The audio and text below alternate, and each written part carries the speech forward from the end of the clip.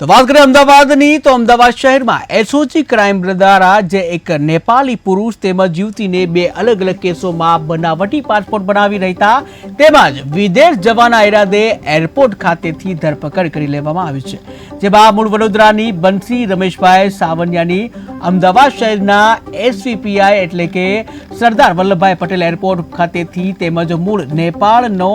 જગત બહાદુર દલામીને બનાવટી પાસપોર્ટ બનાવી દુબઈ જતા સમયે અમદાવાદ ઇન્ટરનેશનલ એરપોર્ટ ખાતેથી ઝડપી પાડવામાં આવી અને આગળની કાયદેસરની કાર્યવાહી હાથ ધરવામાં આવી છે। ત્યારે વડોદરાની 22 વર્ષીય યુવતી બંસી રમેશભાઈ સાવનિયાએ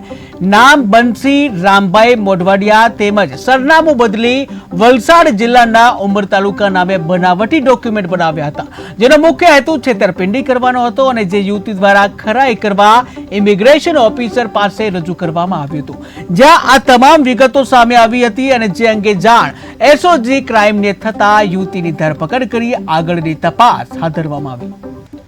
બહાદુર કરીને એક નેપાળી નાગરિકતા ધરાવતા ઈસમે હરિયાણાના એક સુરતસિંહ દેવીરાના નામનો પાસપોર્ટ બનાવડાવી અને દુબઈના ટુરિસ્ટ વિઝા મેળવી અને પ્રવાસ કરવા દરમિયાન એરપોર્ટ પર પકડી ગયો છે। તેની વિરુદ્ધમાં પાસપોર્ટ મુજબ 12B મુજબ અને IPC 465